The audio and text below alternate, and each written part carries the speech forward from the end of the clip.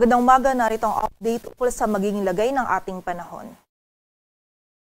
Kagabi ng alas 8, yung bagyo na minomonitor natin sa labas ng ating area of responsibility na dating si Bagyong Bising ay nag-intensify at isa ng ganap na tropical storm na may international name na Danas. Ito po ay huling namataan sa layong 480 kilometers kanluran ng Basco, Batanes. Taglay na nito ngayon yung lakas ng hangin na 75 kilometers per hour malapit sa sentro at bugso ng hangin na umaabot sa 90 kilometers per hour. Ito ay kumikilos pakanluran ng mabagal at may kita nga po natin ngayon dito sa ating satellite animation na bagamat nasa labas ito ng ating area of responsibility ay yung trough or extension nito ay magdudulot pa rin ngayong araw ng mga pag-ulan dito sa bahagi ng extreme northern Luzon. Samantala, ang southwest monsoon o habagat naman po ay patuloy pa rin nakaapekto sa malaking bahagi ng ating bansa at magdadala pa rin ito ng mga pag-ulan lalong-lalo na dito sa kanlurang bahagi ng Luzon. So patuloy pong pag-iingat para sa ating mga kababayan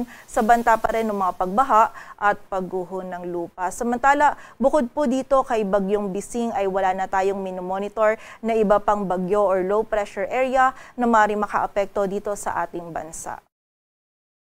At kagabi nga ng 11 p.m. ay nagpalabas din po tayo ng Tropical Cyclone Advisory ukol dito kay Bagyong Bising kung saan may kita natin dito sa ating latest forecast track analysis na ngayong umaga generally si Bagyong Bising ay kikilos pakanluran ngunit within the day din po ay magiging mas pahilaga na yung pagkilos nito and mamayang gabi ito ay liliko or kikilos naman pa northeastward or hilagang silangan patungo dito malapit sa area ng Taiwan. And mula nga po mamayang gabi hanggang sa mga susunod na araw ay magpapatuloy po yung pagkilos nito pa northeastward and by Monday early morning posible po itong pumasok muli sa loob ng ating area of responsibility. Ngunit may kita po natin dito sa ating forecast track na by that time is magiging malapit po ito dito sa may northwestern boundary ng PAR. So within the same day din po or by Monday afternoon ay lalabas na muli ito dito sa loob or ng ating area of responsibility. And within this duration po, nakita natin na mababa na yung tsansa na magtaas tayo ng wind signal sa anumang bahagi ng ating bansa. Ngunit babantayan pa rin natin yung mga pag-ulan na may maaaring idulot nung trough or nung extension nito dito sa bahagi ng extreme northern Luzon. So patuloy pa rin tayong magantabay sa updates na ipapalabas ng Pag-asa. At para nga sa magiging lagay ng panahon ngayong araw ng Sabado, magiging maulap pa rin po yung kalangitan at hanggang sa mga malakas na pag-ulan pa rin yung posible nating maranasan dito sa bahagi ng Batanes at Babuyan Islands.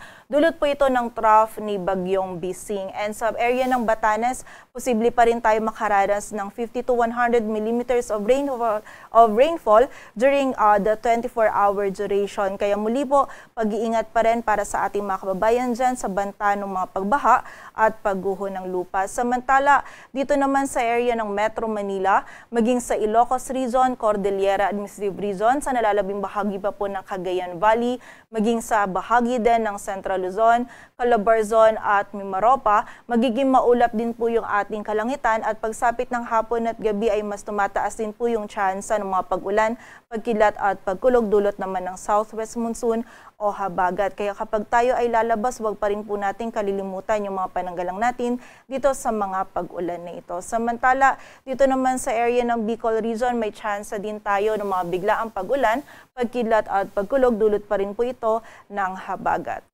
Agwat ng temperatura dito sa Metro Manila ay mula 25 to 32 degrees Celsius. Samantala sa buong bahagi naman ng Visayas at Mindanao ngayong araw ay magiging bahagyang maulap hanggang sa maulap yung ating kalangitan. Meron pa rin tayong posibilidad ng mga isolated o yung mga biglaang pag-ulan, pagkilat at pagkulog lalong-lalo na yan sa hapon at gabi, dulot pa rin po ito ng habagat. And yung mga regional offices natin, patuloy pa rin po sila nagpapalabas ng mga thunderstorm advisories or mga babala ukol sa mga pag-ulan na ito. Agwat ang temperatura sa Cebu ay mula 26 to 32 degrees Celsius at sa Davao naman ay 25 to 32 degrees Celsius. At para naman sa lagay ng dagat baybayin ng ating bansa, wala po tayo nakataas na gale warning. Ngunit iba yung pag-iingat pa rin sa mga kababayan natin na maglalayag dito sa may Hilaga at sa may kanlurang seaboards ng Northern at Central Luzon sapagkat magiging katamtaman hanggang sa maalon pa rin po yung lagay ng ating karagatan. Dito sa Metro Manila, ang araw ay sisikat mamayang 5:32 ng umaga at lulubog mamayang 6:30 ng hapon.